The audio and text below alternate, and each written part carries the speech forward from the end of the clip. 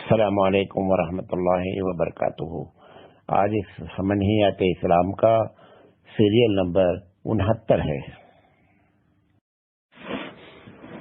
السلام علیکم ورحمۃ اللہ وبرکاتہ۔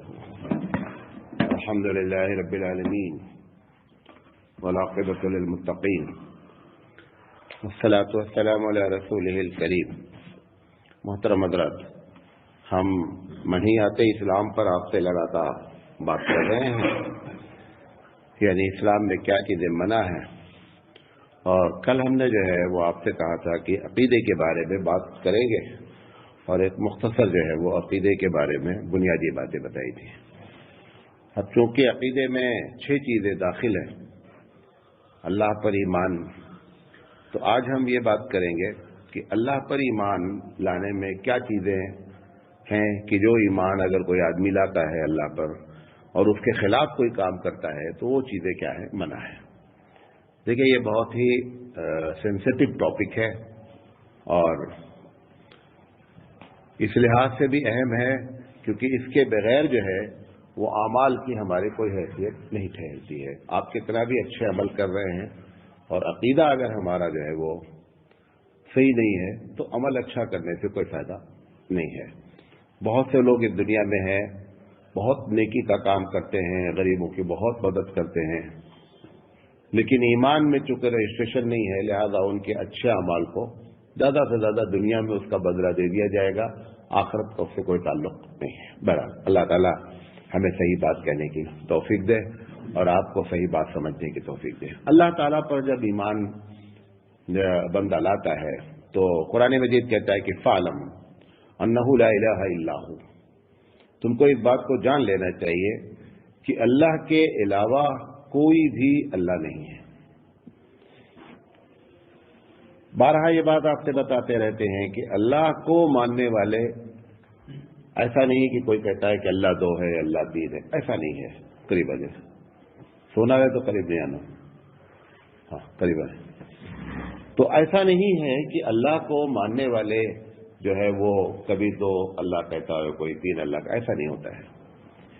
ہوتا کیا ہے کہ اللہ تعالیٰ کی جو ذات ہے اس ذات کے بارے میں غلط قسم کے نظریات رکھ لیے جاتے ہیں، اس کی طرف آپ کو بتانا چاہتے ہیں۔ تو وہ 3 طریقے سے یا 4 طریقے سے بنیادی طور پر غلط باتیں اللہ کے بارے میں لوگ عقیدہ رکھتے ہیں۔ سب سے پہلی چیز تو یہ ہے کہ اللہ کی جو ذات ہے اس میں آپ کسی قسم کو، کسی کو بھی ایسا نہیں مانے کہ اللہ کی ذات کیا ہو جائے، وہ اپنی اصل ذات سے ہٹ جائے۔ مثال کے طور پر عیسائیوں نے کہا کہ صاحب وہ عیسیٰ علیہ السلام اللہ کے بیٹے ہیں، یہ اللہ تعالیٰ کی ذات میں ڈائریکٹ کیا ہو گیا، شرک ہو گیا۔ قرآن مجید کہہ رہا ہے کہ لم یلد ولم یولد۔ اس یہودیوں نے کہا کہ عزیر اللہ کا بیٹا ہے۔ تو ایک بڑے طبقے نے، دنیا کے ایک بڑے طبقے نے اللہ تعالیٰ کی ذات میں ڈائریکٹ، بعض لوگوں نے یہاں تک کہہ دیا کہ مریم جو ہیں وہ نعوذ باللہ اللہ تعالیٰ کی بیوی ہیں۔ یہ جو اس قسم سے، یہ تو ڈائریکٹ پرسنالٹی میں اللہ تعالیٰ کی ذات پہ کیا کیا گیا، شرک کیا گیا۔ اور جب بندہ یہ ایمان لے آیا کہ انہ لا الہ الا ہو، اگر اس قسم کی کوئی بات مسلمانوں میں یہ نہیں ہے، مسلمانوں میں یہ نہیں ہے، ابھی مسلمانوں میں جو ہے اس کے بارے میں بتا رہے ہیں۔ اسی طرح اللہ تعالیٰ کی ذات کے بارے میں یہ تصور کر لینا کہ اللہ جو ہے وہ اس زمین کا کنٹرول کرنے کے لیے کبھی کبھی انسان کی شکل دھارن کر لیتا ہے، اختیار کر لیتا ہے، جس کو آپ انگلش میں کہتے ہیں انکارنیشن، کہ اللہ کے دوت ہیں، اللہ کے، وہ خود اللہ ہے۔ یہ سب جتنے بھی غیر مسلمین میں رام ہیں، کرشن ہیں، جتنے بھی ہیں، ان سب کے بارے میں ان کا یہی عقیدہ ہے کہ اللہ خود بذات خود اس دنیا پہ کیا ہو گیا ہے، آ گیا ہے، ایک انسانی شکل اختیار کر لی، لیکن ہے وہ کون؟ اللہ ہے۔ یہ اللہ تعالیٰ کی ذات کو کیا کرنا ہے کہ گویا کی انسانی شکل میں دنیا میں پیش کر دینا ہے، ہم اس سے منع ہم کو کیا گیا ہے، ان کو انکارنیشن کہتے ہیں، اور یہ خطرناک قسم کیا ہے، شرک ہے۔ کبھی کبھی ایسا ہوتا ہے، یہ مسلمان بھی اس قسم کی باتیں کرتے ہیں، یہ باتیں مسلمان بھی کرتے ہیں۔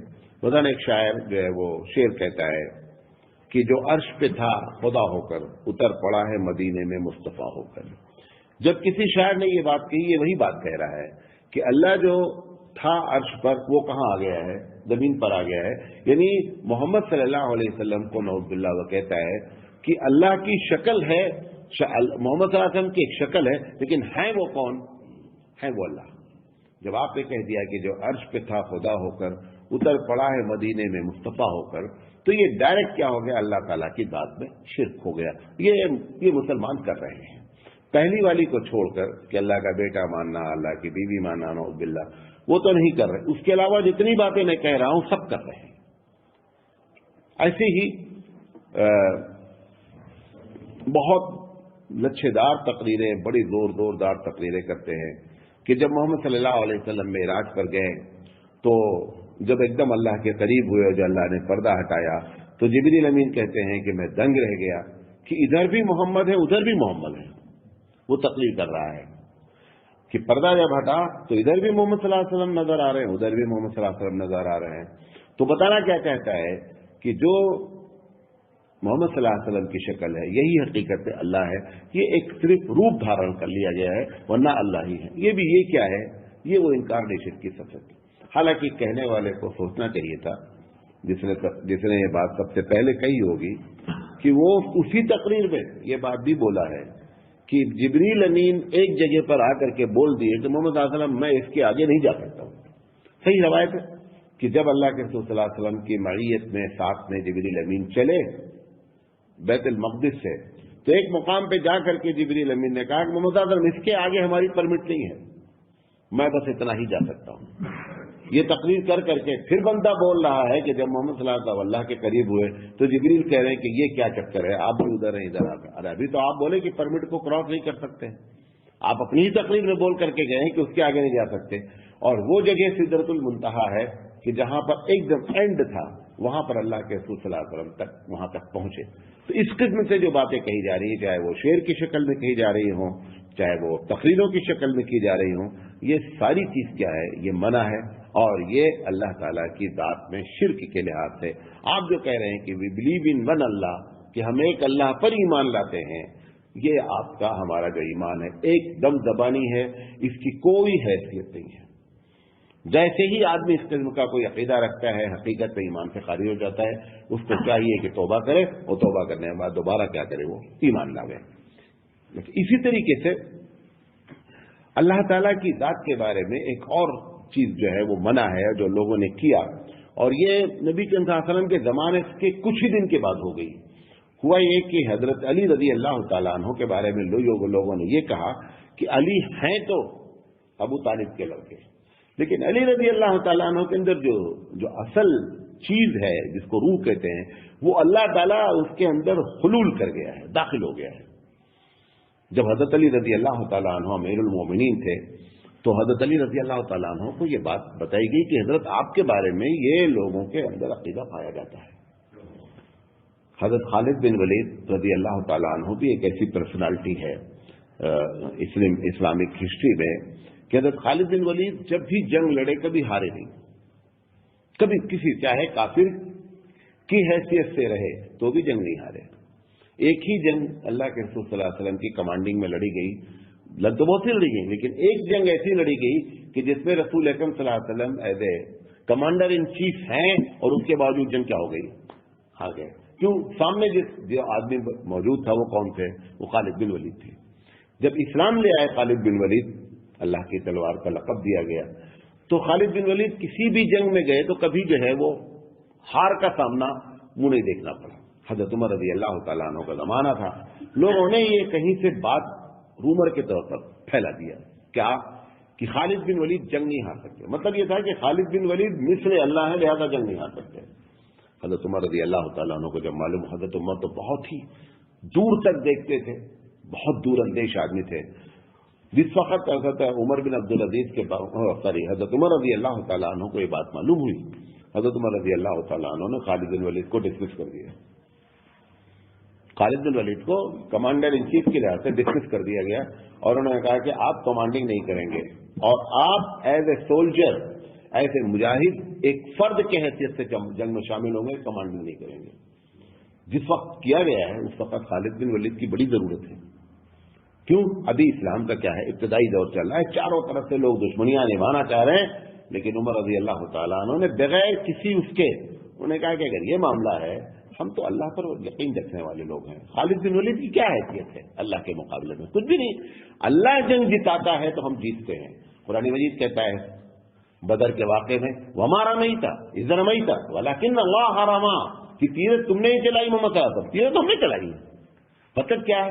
اللہ کی جانب سے جیت آئی ہے۔ انسان کے بس میں کسی چیز کو جیت لینا نہیں ہے۔ قرآن کی صراحتاً آیت ہے وما رمیت اذ رمیت ولکن اللہ رما، کہ آپ نے تیریں نہیں ماری، تیر ہم نے ماری ہے۔ تو خالد بن ولید رضی اللہ تعالی عنہ کو انہوں نے ہٹا دیا۔ اب حضرت علی رضی اللہ تعالیٰ عنہ کے بارے میں یہ بات آئی کہ علی بذات خود تو خدا نہیں ہے، لیکن خدا ان کے اندر کیا ہو گیا ہے، داخل ہو گیا ہے۔ حضرت علی رضی اللہ تعالیٰ عنہ کو جب اطلاع ملی تو انہوں نے بلایا، پوری ٹیم کو بلایا، پارٹی کو بلایا۔ انہوں نے کہا کہ سنا ہے کہ آپ لوگ یہ عقیدہ رکھتے ہیں کہ میرے اندر اللہ داخل ہو گیا ہے۔ تو انہوں نے کہا کہ ہاں صاحب ہم یہ سمجھتے ہیں۔ اچھا، حضرت علی کے بارے میں اللہ کے رسول صلی اللہ علیہ وسلم نے ایک پیشین گوئی کی تھی کہ آپ کی ایسی پرسنالٹی ہے کہ جیسے لوگ عیسیٰ علیہ السلام کے بارے میں کنفیوز ہوئے، ایسے آپ کے بارے میں بھی لوگ کنفیوز ہوں گے۔ یہ بات، یہ حدیث صحیح حدیث موجود ہے، شاہ ولی اللہ رحمۃ اللہ علیہ نے صحیح حدیث میں اس کو شمار کیا ہے کہ نبی کریم صلی اللہ علیہ وسلم نے حضرت علی رضی اللہ تعالیٰ عنہ کے بارے میں یہ بات کہی تھی کہ علی تمہارے ساتھ وہ بہیو کیا جائے گا جیسے عیسیٰ علیہ السلام کے ساتھ بہیو کیا جا رہا ہے۔ جب علی رضی اللہ تعالیٰ عنہ نے لوگوں کو بلایا اور لوگوں نے کہا کہ ہاں حضرت آپ کے اندر خدا، حضرت علی رضی اللہ تعالیٰ عنہ نے سمجھایا بجھایا کہ میں خدا نہیں ہوں، میرے اندر خدا نہیں ہوں، میں ایک عام انسان ہوں۔ انہوں نے کہا نہیں صاحب، ہم تو خدا مانتے ہیں کہ خدا آپ کے اندر ہے۔ کچھ لوگ تو یہاں تک، یہی وجہ آپ دیکھیں کہ اہل سنت والجماعت بھی سب سے پہلے حضرت علی رضی اللہ تعالیٰ عنہ کہتے ہیں کہ مشکل کشا ہیں۔ حتیٰ کہ گاؤں میں نے دیکھا اپنے بچپن میں کہ جب بچے ہم لوگ کبھی سائیکل سے گرتے تھے تو اللہ کو نہیں پکارتا تھا یا علی مدد۔ تو علی کا رضی اللہ تعالیٰ عنہ کے بارے میں جو کانسیپٹ دیا گیا 1400 سال پہلے، وہ کانسیپٹ آج بھی موجود ہے اور وہ تصور آج بھی موجود ہے۔ بہرحال حضرت علی رضی اللہ تعالیٰ عنہ نے سمجھانے بجھانے کی بات پوچھا، اچھا یہ بتاؤ بات سمجھ میں آ گئی؟ انہوں نے کہا ہاں بات سمجھ میں آ گئی، آپ کے اندر اللہ ہے۔ حضرت علی رضی اللہ تعالیٰ عنہ کو بہت غصہ آیا، انہوں نے کہا آگ جلاؤ، اور جتنے بدماش لوگ بولے ان کو آگ میں ڈال دو۔ پہلے تو لوگوں نے سمجھا کہ ایسے ہی مطلب ڈرانے کے لیے کہہ رہے ہیں۔ آگ جلا دی گئی، کہا بھائی بتاؤ کون بولتا ہے؟ تو ایک صاحب ہاتھ اٹھا گیا، ان کو ڈالو، پہلے ان کو اٹھا کے ڈال دیا گیا، جلتی آگ میں ڈال دیا، جل کے کوئلہ ہو گئے۔ پھر پوچھا کون ہے؟ پھر ایک صاحب بولے گا ان کو بھی ڈالو، ان کو بھی ڈالو۔ اب جب 2-3 ہو گیا کہ تو لوگ یہ کیا سمجھے کہ یار یہ تو کر کے سب کو ڈلوا دیں گے، یہ تو صحیح میں ڈلوا رہے ہیں۔ تو ان لوگوں نے طے کر لیا کہ فی الحال کیا کر لیا جائے، مان لیا جائے کہ ٹھیک ہے صاحب آپ جو بات کہہ رہے ہیں وہ صحیح ہے اور آپ کے اندر خدا نہیں ہے۔ بات ختم ہو گئی۔ اور جب لوگوں نے نہیں کہا، دیکھ لیا جلتے ہوئے، لیکن وہ عقیدہ نہیں پھرا، وہ ڈر سے انہوں نے کیا کر دیا کہ اپنی بات کو انہوں نے واپس لے لیا۔ پھر اس کے بعد ان لوگوں نے اپنے طور پہ میٹنگ کی، یہ جو بچے ہوئے لوگ تھے ان کا دیکھو اب تو یقین ہو گیا کہ وہ اللہ ہے، اس کے پہلے تک تو ڈاؤٹ تھا۔ کہا کیوں؟ کہا اللہ کے رسول نے خود فرمایا ہے کہ آگ کا عذاب جو دے گا وہ اللہ ہوگا۔ انہوں نے آگ کا عذاب دیا کہ نہیں دیا؟ کہا پکی بات ہو گئی، اللہ ہے۔ جب آدمی کا سر پھر جاتا نا تو کوئی بات سمجھ میں اس کو نہیں آتی۔ تو یہ جو حلول کی بات ہے نا، حلول کی بات ہے، تو ایک ہے کہ ڈائریکٹ ذات میں شرک کر دینا، بیٹا بیٹی بیوی بنا دینا نعوذ باللہ، ایک دوسرا انکارنیشن کی شکل میں یہ منع ہے، اور تیسرا یہ کہ اللہ کی ذات کسی کے نہیں۔ یہ ساری باتیں منع سے مراد کیا ہے؟ جو اوپر کہہ دیا گیا کہ اللہ کے علاوہ کوئی معبود نہیں، اس میں یہ ساری چیزیں جب آپ مانیں گے تب جا کر کے یہ بات مانی جائے گی کہ یہ منع کیا گیا اللہ کے علاوہ کوئی بھی اللہ نہیں ہے۔ اچھا، اسی طریقے سے اللہ کے برابر کسی کو مان لینا، اللہ کی ذات کے برابر کہ اللہ جیسے قدرت رکھتا ہے ایسے ہی دوسرے لوگ بھی قدرت رکھتے ہیں۔ مثال کے طور پر ہمارا عقیدہ ہے، جیسے ایک صاحب تقریر کر رہے تھے کہ اللہ نور ہے، محمد صلی اللہ علیہ وسلم نور ہے۔ اچھا، نور اور نور دونوں ایک ہوئے کہ نہیں ہوئے؟ دونوں ایک ہوئے، تو دونوں ایک ہے۔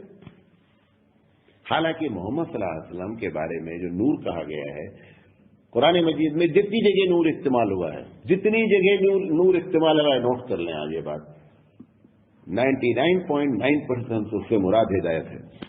کیا ہے؟ ہدایت۔ قرآن کریم کو بھی نور کہا اللہ نے، بھی قرآن مجید چھوا جا سکتا ہے۔ نور، یہ لائٹ، یہ نور نظر آ رہا ہے، اس کو آپ پکڑ نہیں سکتے۔ انہوں نے نور کہا اللہ بھی نور ہے، محمد بھی نور ہے صلی اللہ علیہ وسلم، یہ دونوں کو ملا دیا انہوں نے، تو گویا آپ نے، قرآن مجید کہتا ہے لیس کمثلہ شیء، اس کی طرح کوئی بھی نہیں ہے۔ کچھ جو بھی آپ کانسیپٹ اللہ کے بارے میں رکھتے ہیں ویسا اللہ، جتنا بھی آپ سوچنا چاہیں سوچ لیں، آخر میں جب آپ اپنے لاسٹ پوائنٹ پر پہنچ جائیں کہ اللہ ایسا ہوگا، وہ کہہ رہا ہے ویسا نہیں ہے۔ جو بھی آپ تصور کر رہے ہیں کہہ رہا ہے لیس کمثلہ، ایک جملے میں اس نے کہہ کر کے ہزاروں لاکھوں پیج کو کیا کر دیا، اس نے سمیٹ دیا کہ لیس کمثلہ شیء، کہ اس کے طرح کوئی بھی نہیں ہے، لیس کمثلہ شیء۔ اب جیسے اللہ تعالیٰ کہتا ہے کتاب اللہ کے ہاتھ ہیں، قرآن مجید کے آیتیں ہیں، اللہ دیکھتا ہے، یہ سب آپ کو سمجھانے کے لیے بات کہی گئی ہے۔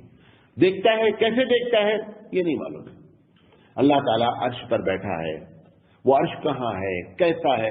امام مالک رحمۃ اللہ علیہ سے پوچھا گیا کہ استوا کیا چیز ہے، بیٹھنا کیا چیز ہے؟ تو انہوں نے کہا الاستواء معلوم ہے، یہ بات تو معلوم ہے کہ بیٹھنا کیا چیز ہوتا ہے، آدمی بیٹھا ہوا ہے، لیکن اگر آپ نے مان لیا کہ ایک جگہ بیٹھا ہے تو لمیٹڈ ہوا نہیں اللہ؟ انہوں نے کہا لمیٹڈ نہیں ہو، ہم کو کیفیت نہیں معلوم ہے، والکیفیت عنہا والکیفیت مجہول۔ امام مالک رحمۃ اللہ علیہ کا بڑا مشہور جملہ ہے کہ الاستواء معلوم والکیفیت مجہول، اور کیفیت اس کی کیا ہے کہ ہاؤ ہی ہیز سیٹ، کیسے بیٹھا ہوا ہے، کیا ترتیب ہے، انہوں نے کیا نہیں معلوم ہے۔ وہ سوال عنہا بدعت، اور اس کے بارے میں زیادہ سوال کرنا کیا ہے، یہ بدعت ہے۔ تو ہم اللہ کے بارے میں یہ کہ اللہ کا ہاتھ ہے، اللہ کی آنکھ ہے، لیکن وہ ہاتھ، آنکھ سے مراد تمہارا ہاتھ ہے یہ نہیں۔ ایسے ہی جیسے کہا جاتا ہے کہ جنت میں پھل ہیں، وہ پھل آپ کو سمجھانے کے لیے، اس پھل کا اس دنیا کے ذائقے سے کوئی تعلق نہیں ہے، کوئی تعلق نہیں ہے، یہ محض کیونکہ اگر ایک آدمی نے کوئی چیز نہیں دیکھی ہے تو اس کے تصوروں میں چیز کو لایا نہیں جا سکتا۔ مگر ایک آدمی نے ہاتھی نہیں دیکھی ہے، آپ جتنا بھی سمجھا لیں کہ ہاتھی اتنا بڑا ہوتا ہے، ایسا ہوتا ہے، وہ ہاتھی کے تصور کو لا نہیں سکتا اپنے ذہن میں، کیونکہ اس نے ہاتھی کبھی نہیں دیکھی ہے۔ تو یہ چیزیں ہم کو سمجھانے کے لیے بتائی گئی ہیں، لیکن پروردگار عالم نے اپنے بارے میں جو بات کہی کہ لیس کمثلہ شیء، اس کی طرح کوئی چیز نہیں ہے۔ ہم مانتے ہیں ہاتھ ہے، کیسا ہاتھ ہے یہ نہیں معلوم ہے۔ ہاتھ سے مراد بعض لوگوں نے کہا قدرت ہے، جو بھی مانا لے، لیکن جو آپ سوچ رہے ہیں ویسا نہیں ہے۔ لہذا اللہ کے بارے میں یہ عقیدہ رکھنا کہ اللہ کسی کی طرح ہے، کسی کی طرح وہ نہیں ہے۔ اچھا، ایک مسئلہ بڑا اہم ہے جو ہم لوگ کچھ لوگ غلطی کر رہے ہیں، کچھ لوگ جانتے ہیں۔ مثال کے طور پر ہم بچپن سے بتائے جاتے ہیں اللہ ہر جگہ موجود ہے، یہ جو جملہ ہے اگر اس سے آپ یہ مراد لیتے ہیں کہ جیسے ہم یہاں موجود ہیں ایسے ہی اللہ موجود ہے، یہ ہمارا عقیدہ نہیں ہے، یہ اہل سنت والجماعت سے یہ عقیدہ نہیں ہے۔ ہم کہتے ہیں نا کہ ہم اللہ کو حاضر و ناظر جان کر قسم کھاتے ہیں، جب بندہ یہ کہتا ہے تو عرف عام میں، یعنی جو عوامی بات ہے، اس کو تو پتہ ہی نہیں ہے پبلک کو کہ اس جملے کی اصل میننگ کیا ہے، وہ سن رہا ہے، سننے کے لحاظ سے وہ بھی ایسے کیا بولتا جا رہا ہے، اس کو سمجھ لیں بات کو۔ جب ہم کہتے ہیں کہ اللہ ہر جگہ موجود ہے، اپنے قدرت کے اور علم کے لحاظ سے موجود ہے، فزیکلی موجود ہونا نہیں ہے اس کا، فزیکلی اتنی سمجھ میں آنے پہ جسمانی طور پر آپ یہ سمجھتے ہیں کہ اللہ یہاں بھی موجود ہے، اللہ وہاں بھی موجود ہے، اللہ وہاں بھی نہیں، یہ ہمارا عقیدہ نہیں ہے اہل سنت والجماعت۔ ہمارا اہل سنت والجماعت کا عقیدہ یہ ہے کہ پروردگار عالم کو جب ہم کہتے ہیں کہ حاضر اور ناظر ہے، مطلب کیا ہے کہ کوئی چیز بھی اس کے علم سے باہر نہیں ہے، کوئی چیز اس کی قدرت سے باہر نہیں ہے۔ اس بنیاد پر کہا جاتا ہے کہ وہ حاضر ہے اور ناظر ہے، ورنہ فزیکلی طور پر پروردگار عالم کے بارے میں ہمارا یہ عقیدہ نہیں ہے۔ قرآن مجید کہتا ہے نحن اقرب الیہ من حبل الورید، کہ میں تیری گردن کی رگ سے زیادہ قریب ہوں۔ دوسری جگہ قرآن مجید کہتا ہے کہ وَإِذَا سَأَلَكَ عِبَادِي عَنِّي فَإِنِّي قَرِيبٌ، کہ وہ بتا دیں جب میرے بارے میں پوچھیں تو بتا دیے میں ان سے بہت قریب ہوں۔ لیکن وہ قریب سے مطلب کیا ہے کہ جسمانی طور پر نہیں، کیونکہ جسم ہی نہیں ہے، جسم کے بارے میں ہم جانتے ہی نہیں جسم کیا چیز ہے، لہذا اللہ حاضر ناظر جب بندہ بولتا ہے، یا ہم اپنے بچوں کو کہتے ہیں نہیں بیٹا اللہ ہر جگہ موجود ہے، یہ بات کو کلیئر کریں۔ یہ بچپن سے ہمارے اندر ایک غلط بات ڈالی گئی جس کی وجہ سے ہم یہ سمجھتے ہیں کہ فزیک